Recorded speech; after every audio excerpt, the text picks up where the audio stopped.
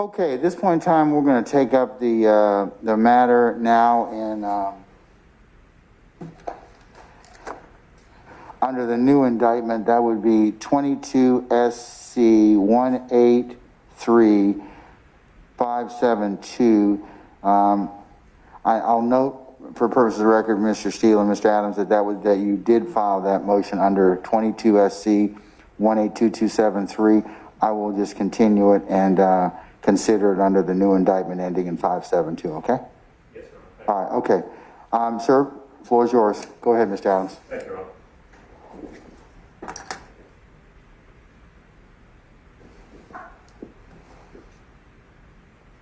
Your Honor, on June 2nd, 2022, the court knows, of course, that we had a bond hearing for Mr. Williams on this case.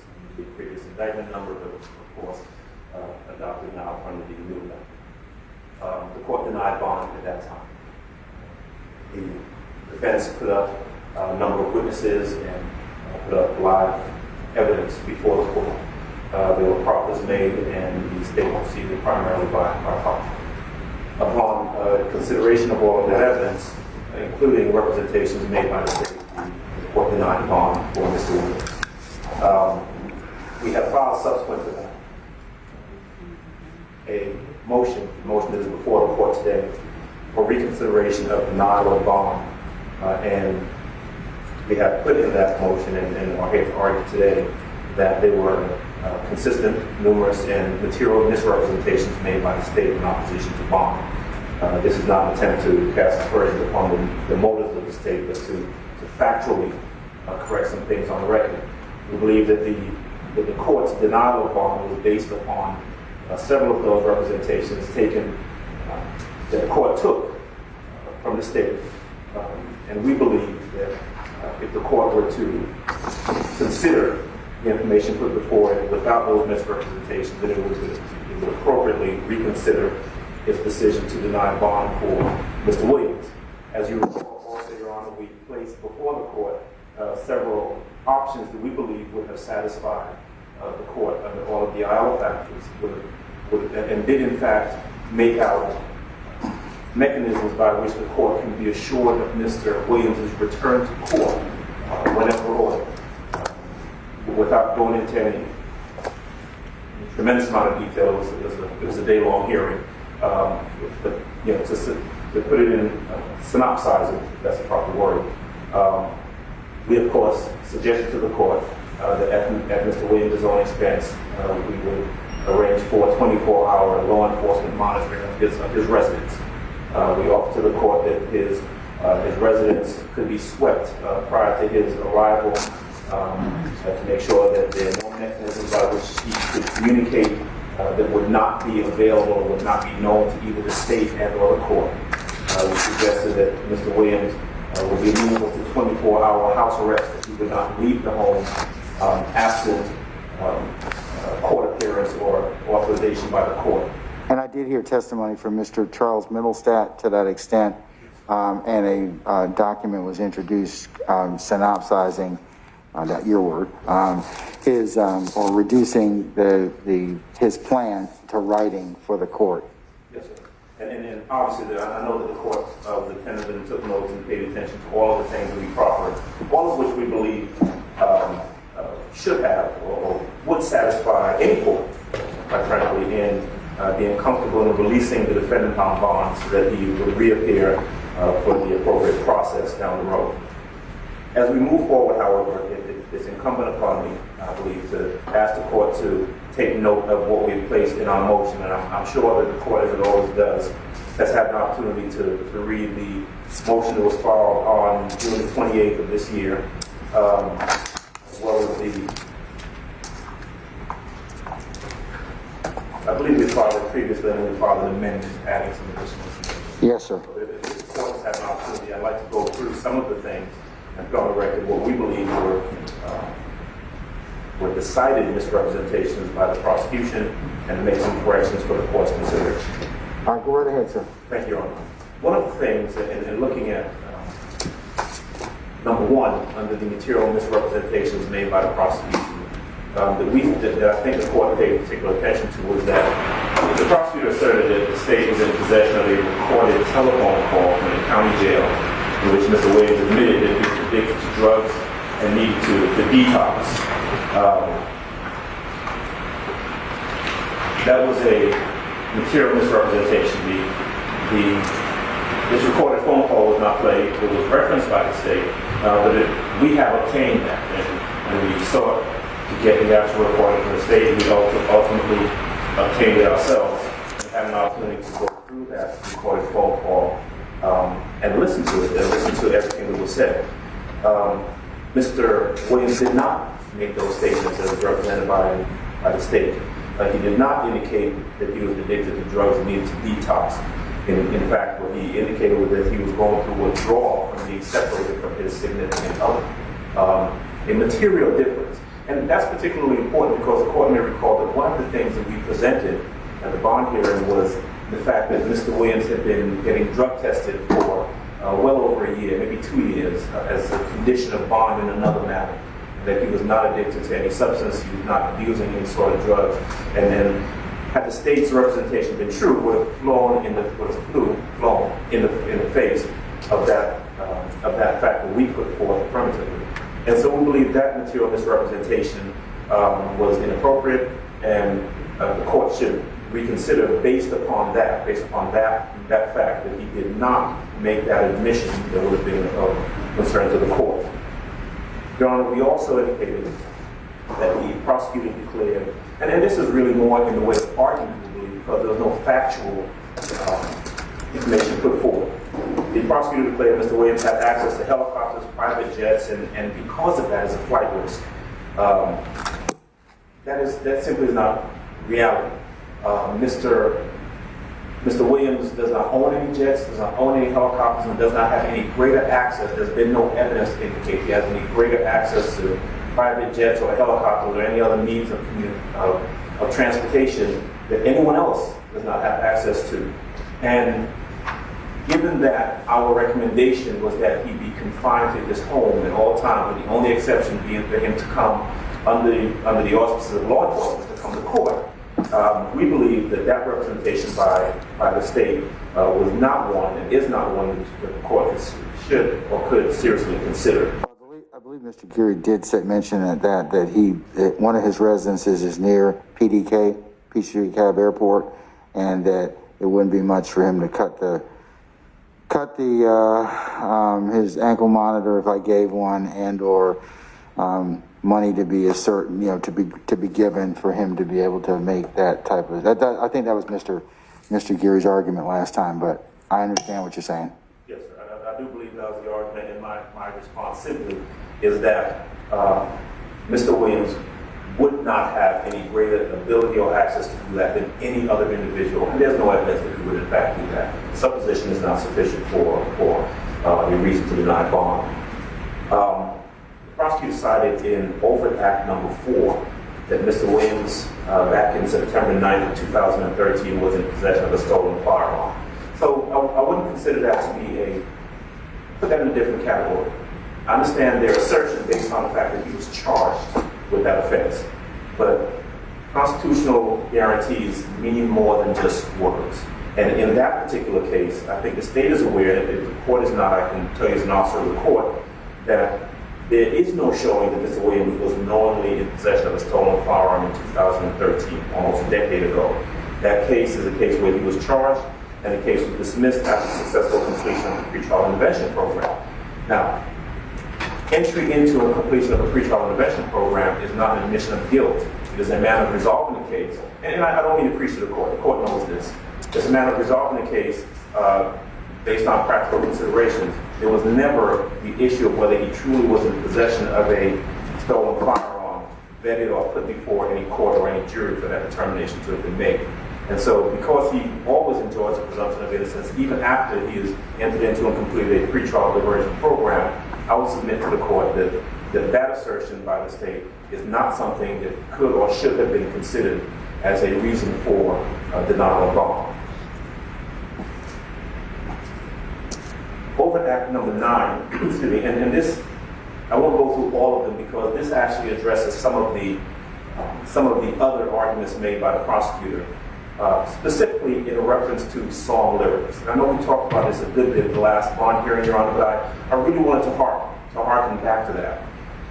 Overt Act number 9, as referenced by the state, concerned allegations that on April 20th of 2014, there was a song titled You, E-W-W, and that it contains lyrics along the lines of all I ever wanted was the money, and that people wind up in wheelchairs. And the prosecution put that before the court as a way of arguing that Mr. Williams is a danger to the community, as evidenced by lyrics in the song. This and other overt acts that reference song lyrics by Mr. Williams or song lyrics, I think is inappropriate for the court to consider as a reason to deny bond for a number of reasons. Number one, there has been and was not any showing by the state that the lyrics that it referenced, either in that overt act or any other overt act, were lyrics that were either written by Mr. Williams, thereby indicating some sort of mindset on his part, or authored by him, sung by him, distributed by him. I think it is tremendously disingenuous and, quite frankly, very dangerous to take song lyrics where there is no presentation or no representation made about the origin of those song lyrics and use that against Mr. Williams. There are, in this and in several other overt acts, there are, I'm not necessarily suggesting, although it would be a bad idea, that the court, number one, go and listen to the actual songs that were quoted, or that the court do any independent research with record labels to determine who actually wrote those songs, or who actually, which artist, where there's several artists in the song, which artist is actually singing the lyrics that the state is referencing. But I can tell you that we've done that. And as an officer of the court, we know, I'm telling you, that we know that there are several lyrics that are referenced that simply are not Mr. Williams. They're other artists. There are several songs that were not written by Mr. Williams. And so it is not just misleading, but it's dangerous to... So which ones were not written by him? And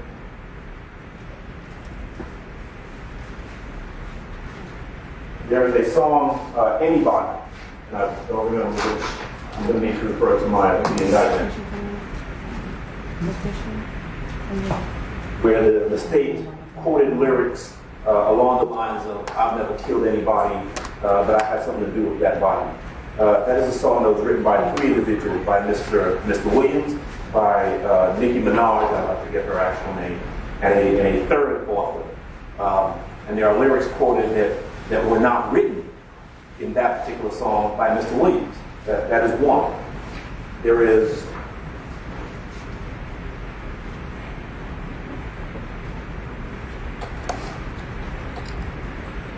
in overt act number 60.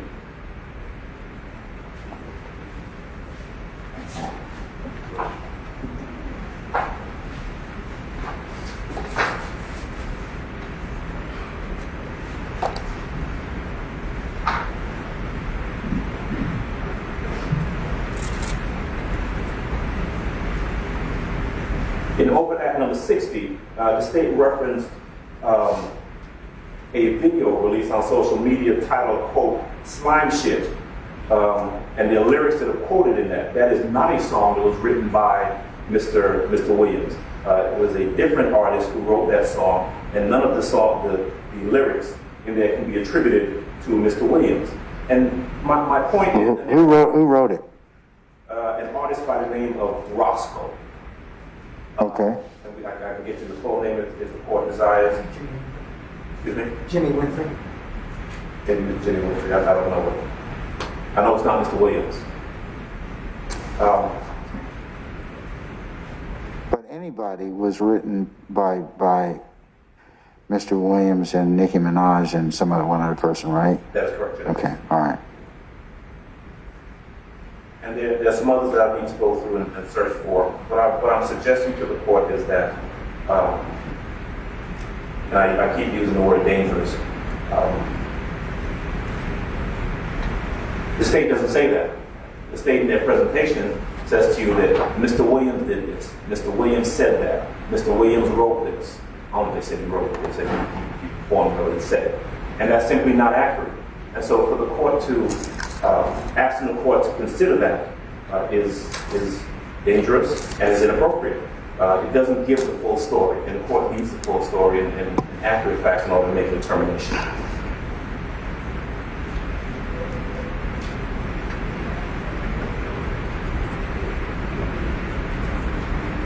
In one of the arguments that the state put forth, that the court actually took particular interest in, and I'm looking now paragraph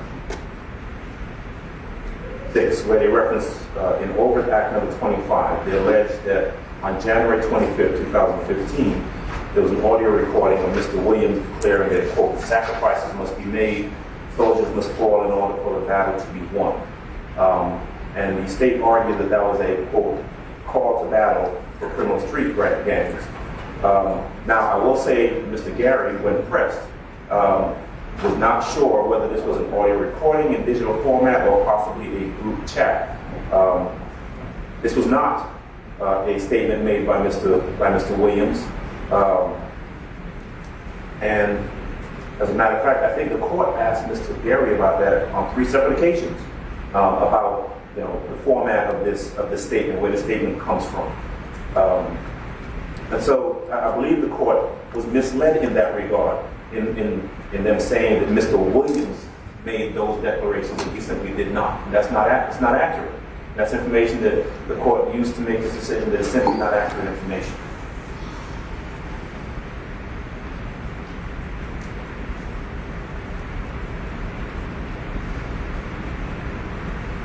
The prosecutor made a claim that on January 26, 2015, approximately 16 days after the killing of an individual who's named in the indictment, that Mr. Williams released a video stating, quote, if anybody goes into a courtroom and tells the God honest truth, they need to get effing killed, and that this threat is still being discussed by witnesses today. That was an absolute misstatement of the information that we've been provided.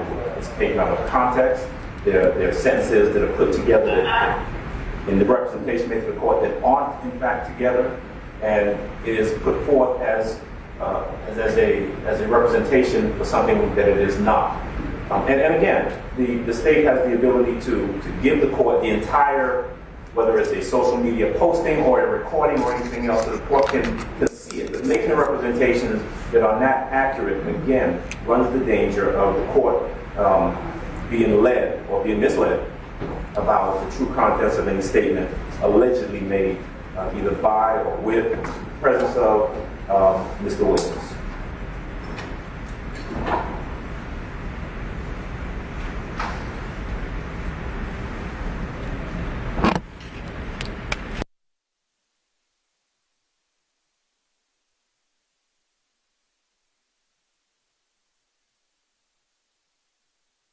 And we started discussing a little bit earlier, was the prosecutor saying that Mr. Williams has lyrics in his songs containing references to, quote, killing police officers and judges, particularly, and, quote, mob life.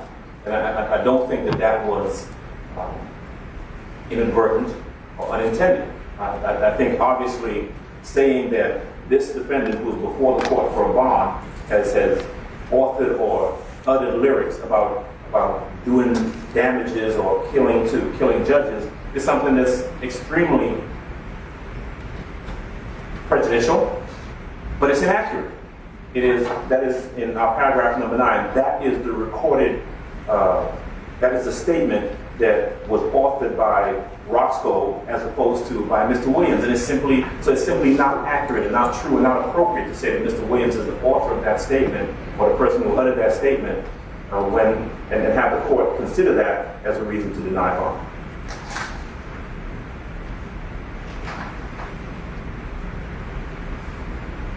My argument, I guess, Judge, in regards to, and I don't want to limit it on time, but I do want to take my time, but I also don't want to just belabor the point. What I'm getting at in regards to the lyrics is that if you're going to say that those are things that the court should consider, they've got to be accurate. And they can't be misrepresented, they can't be taken out of context, and then they can't pick and choose, pick one sentence from a song and another sentence from part of the same song or another song and put it together to try and intimate that the defendant has a particular mindset that the court ought to consider in regards to denying the granting or denying bond.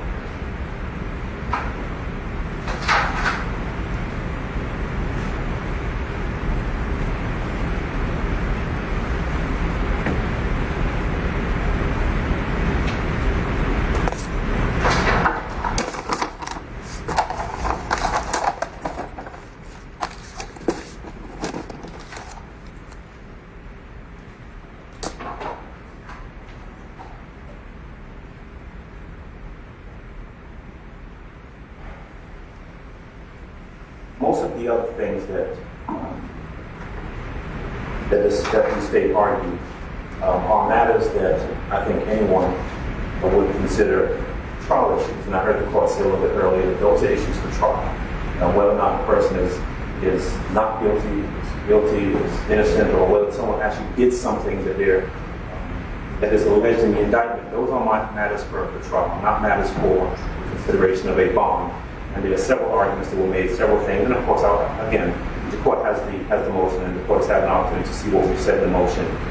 But they are, the majority of the rest of it are things I would say to the court that we disagree with. We think that given an opportunity to vet them before a jury or even before a court, that we'd be able to disprove some of those things. But those are matters that should be disproved at trial, not at a bond hearing. I'll sit at this point because I've said everything I believe I need to say in regards to our motion for reconsideration. I'd ask the court to give a careful look at the representations that were made, what we have rebutted in those representations, what we have clarified in regards to those representations, and to reconsider the decision that the court made back in June, and also to take into consideration everything that we had an opportunity to put before the court as alternatives for assurances that Mr. Williams will return to court. All right, thank you, sir. All right, Mr. Geary, or Mr. Smith, or Mr. Rosen.